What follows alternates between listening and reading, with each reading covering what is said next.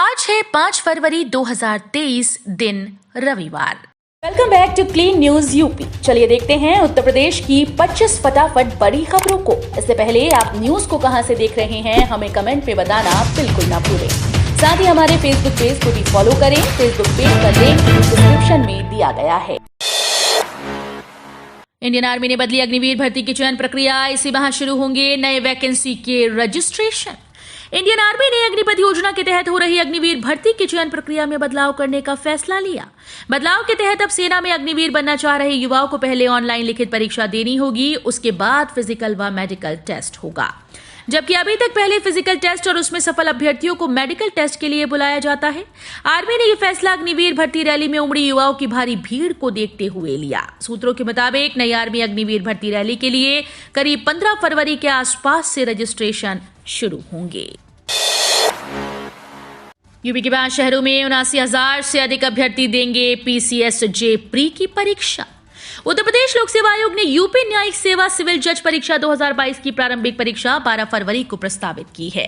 ये परीक्षा राज्य के 5 शहरों आगरा, कानपुर, गोरखपुर, मेरठ, प्रयागराज के 171 केंद्रों पर आयोजित होगी। प्रारंभिक परीक्षा में शामिल होने के लिए 79,561 अभ्यर्थी पंजीकृत हैं।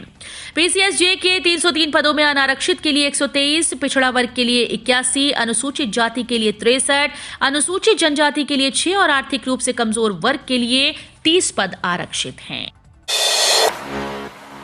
गोरखपुर सैनिक स्कूल के लिए 38.41 करोड़ की तीसरी किश्त शासन से जारी। जून तक पूरा होगा निर्माण। सैनिक स्कूल के निर्माण के लिए शासन ने तीसरी किश्त के रूप में 38.41 करोड़ रुपए जारी कर दिए।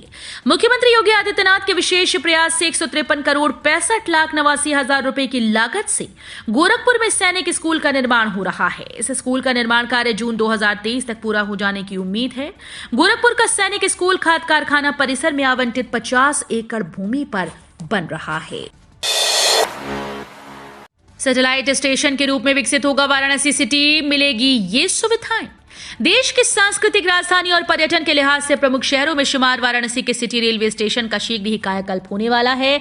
इस स्टेशन की और भी खूबियां आने वाले दिनों में दिखाई देंगी। कई बदलाव देखने को मिलेंगे। City railway station satellite station के तौर पर विकसित किया जा रहा है।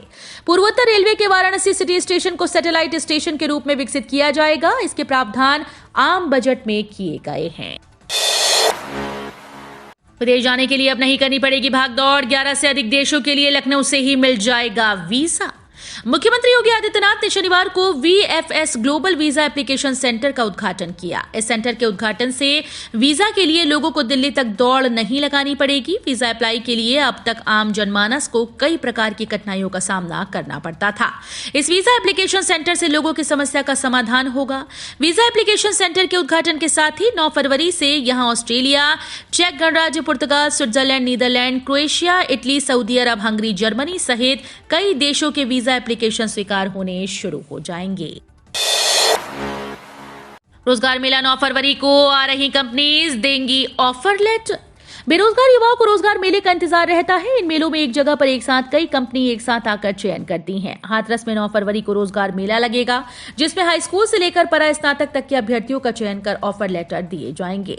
जिला सेवा योजन कार्यालय द्वारा 1 दिवसीय रोजगार मेला 9 फरवरी को आगरा रोड स्थित श्याम कुंज में जिला सेवा योजन कार्यालय परिसर में प्रातः 10 बजे लगेगा।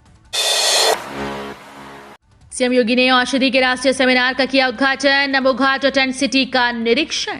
मुख्यमंत्री योगी आदित्यनाथ 2 दिवसीय दौरे पर वाराणसी पहुंच चुके हैं। बाबतपुर एयरपोर्ट से मुख्यमंत्री सीधे आशा महाविद्यालय पहुंचे। यहां आयोजित 2 दिवसीय औषधि विकास और अवसर विषयक राष्ट्रीय सेमिनार का उद्घाटन किया। इस अवसर पर सभी कार्यकर्ताओं और छात्र छात्राओं ने खड़े होकर अभिवादन किया। साथ ही हर हर महादेव और जय श्री राम के नारे भी लगाए। अपने संबोधन में मुख्यमंत्री ने BHU के संस्थापक महामना पंडित मदन मोहन मालवीय जी को याद किया।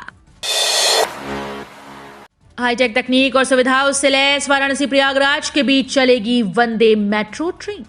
वंदे भारत एक्सप्रेस के बाद अब वाराणसी में वंदे मेट्रो ट्रेन भी दौड़ेगी। आने वाले दिनों में छोटी दूरी के लिए वंदे मेट्रो का संचालन किया जाएगा, जैसे डेमू और मेमू का संचालन होता है। उदाहरण के तौर पर वाराणसी कैंट से PDDU नगर रेलवे स्टेशन, वाराणसी प्रतापगढ़ और वाराणसी प्रयागराज रेलवे स्टेशन के बीच वंदे मेट्रो का संचालन किया जाएगा। पोर्टल पर पंजीकरण नहीं करा रहे 100 स्कूल, सभी को नोटिस जारी कर दी गई चेतावनी। आरटी के तहत निजी स्कूल्स में गरीब बच्चों के मुफ्त दाखिले की प्रक्रिया 6 फरवरी से शुरू हो रही है। निजी विद्यालयों की मैपिंग हो रही है ताकि वेबसाइट पर सूची अपलोड की जाएगी। दाखिले के लिए अभिभावकों को ऑनलाइन आवेदन करना होगा। मैपिंग का काम पूरा होते ही विद्यालयों के नाम पता आरटी पोर्टल पर अपलोड किए जाएंगे ताकि अभिभावक बच्चों के दाखिले के लिए आवेदन कर सकें। नए परिसीमन के मुताबिक शिक्षा का अधिकार के तहत जिले में 1422 चिन्हित किए गए हैं। शराब के शौकीनों के लिए अच्छी खबर, अब मसाले के साथ ऑरेंज और लेमन फ्लेवर में मिलेगी देसी शराब। अब तक केवल मसाला शराब पीने वाले देसी के शौकीनों को अब सादी और ऑरेंज, लेमन और स्ट्रॉबेरी फ्लेवर वाली शराब भी पीने को मिलेगी। आबकारी विभाग ने नई आबकारी नीति में देसी शराब के तहत सादी और फ्लेवर्ड को भी शामिल किया है। इससे एक और कंपनीज में प्रतिस्पर्धा बढ़ेगी तो वहीं दूसरी ओर देसी शराब के शौकीनों को नई किस्म का स्वाद भी मिलेगा। बाजार में देसी शराब अल्कोहल की 3 डिग्री में आती है। पहली 25 डिग्री, दूसरी 36 और तीसरी 42.8 डिग्री वाली होती है। अब तक देसी शराब शीरे से बनती थी जिसमें केवल मसाला शराब ही बाजार में आती थी। अब मसाले के साथ सादी और फ्लेवर्ड शराब भी मिलेगी। इसी महीने जारी हो सकता है 35,700 भर्ती का नोटिफिकेशन। यूपी पुलिस की ओर से नई कांस्टेबल भर्ती का विज्ञापन इस महीने जारी किया जा सकता है। उत्तर प्रदेश पुलिस भर्ती और प्रोन्नति बोर्ड लखनऊ ने दिसंबर में महीने में कांस्टेबल भर्ती के लिए निर्धारित रिक्तियों की संख्या 26,210 में करीब 9,000 पदों की और बढ़ोतरी की है।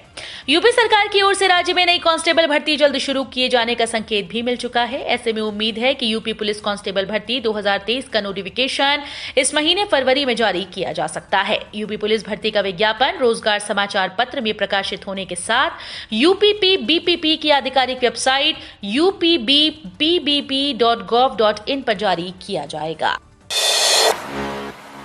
यूपी में मजहबी नारेबाजी, बीबीसी डॉक्यूमेंट्री विवाद में सस्पेंड स्टूडेंट के समर्थन में उतरे लोग। उत्तर प्रदेश के अलीगढ़ मुस्लिम यूनिवर्सिटी में गणतंत्र दिवस के दिन अल्लाहू अकबर के नारे लगाने का मामला शांत होता नहीं दिख रहा। एक बार फिर से एएमयू में निलंबित छात्र के समर्थन में अलीगढ़ मुस्लिम यूनिवर्सिटी के स्टूडेंट ने प्रदर्शन किया। इस दौरान प्रदर्शनकारी छात्रों ने अल्लाहू अकबर और नारे तकबीर के नारे लगाए। आगरा के कासगंज की पुरावस्तुओं की अमेरिका में बिक्री, $67 तक है अभिलेखों की कीमत। करीब 12,000 किलोमीटर दूर अमेरिका में यूपी के आगरा के कासगंज की प्राचीनता और उनकी खासियत लोगों से रूबरू हो रही है, वो भी America e commerce site eBay पर। यहाँ की खासियत लिए हुए प्राचीन तस्वीरें, जुड़े अभिलेख, चिट्ठियां उस पर अच्छे खासे भावों में बिक रही हैं। ये सब देखकर स्थानीय लोग अचंभित हैं और रोमांचित भी हो रहे हैं। ई कॉमर्स वेबसाइट पर कासगंज से अमेरिका के न्यूयॉर्क सिटी को पोस्ट किए गए पत्रों के लिफाफे और कासगंज में खिंची कुछ ऐतिहासिक तस्वीरों के साथ उस दौर के अभिलेखों की ऑनलाइन बिक्री चल रही है।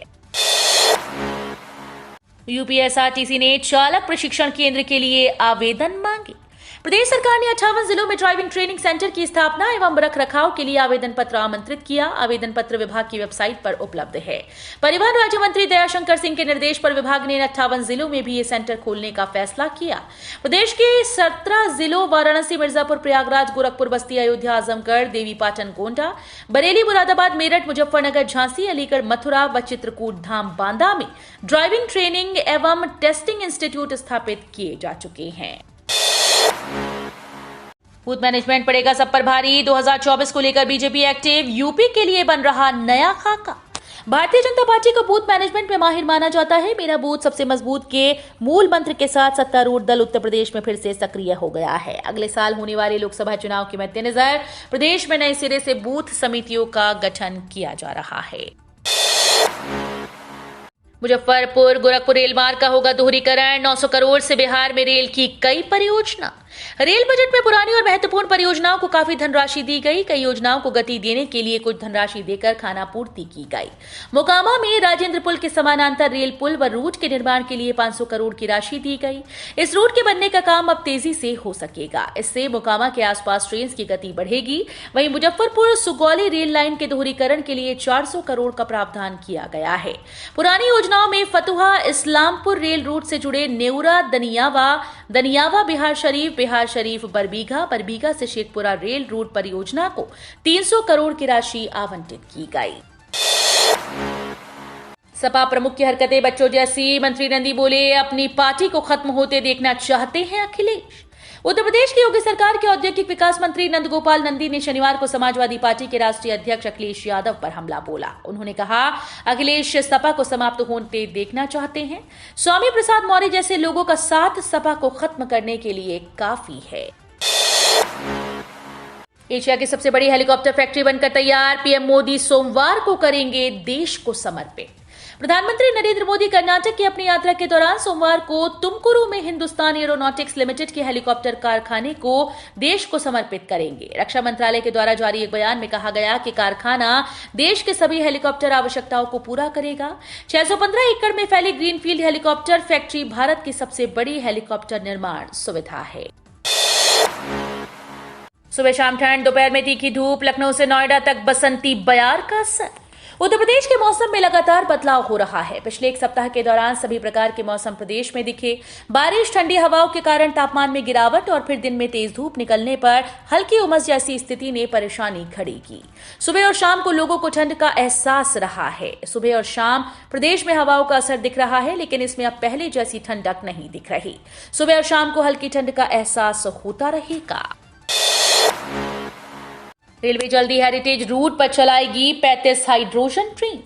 केंद्रीय रेल मंत्री अश्विनी वैष्णव ने रेलवे में बुनियादी ढांचे में सुधार राज्यसभा में बड़ा बयान दिया। उच्च सदन में एक लिखित सवाल के जवाब में अश्विनी वैष्णव ने कहा कि रेलवे पहाड़ी इलाकों के हेरिटेज रूट पर हाइड्रोजन ईंधन से चलने वाली ट्रेन चलाने पर विचार कर रहा है। उन्होंने आगे कहा कि उनके पायलट प्रोजेक्ट में अभी तक कुल 39 हाइड्रोजन ट्रेन चलाने का विचार किया गया। रेल मंत्री ने कहा कि प्रत्येक हाइड्रोजन ट्रेन 80 करोड़ में बनेगी, जबकि प्रत्येक रूट पर ग्राउंड इंफ्रास्ट्रक्चर पर 70 करोड़ रुपए का खर्चा आएगा। मौला अली विलादत पर आज काशी में निकलेगा जुलूस। सेमिनार में धर्मगुरु उनकी जिंदगी पर डालेंगे रोशनी। मौला अली के विलादत का जश्न 5 फरवरी को मनाया जाएगा। हजरत अली समिति के सचिव सैयद फरमान हैदर ने पराड़कर भवन में प्रेस वार्ता कर बताया कि 5 फरवरी को सुबह 9 बजे टाउन हॉल से जुलूस निकाला जाएगा, जिसका निची बाग गुरुद्वारे के पास मुख्य ग्रंथी भाई धर्मवीर सिंह और मैनेजर भाई महेंद्र सिंह स्वागत करेंगे।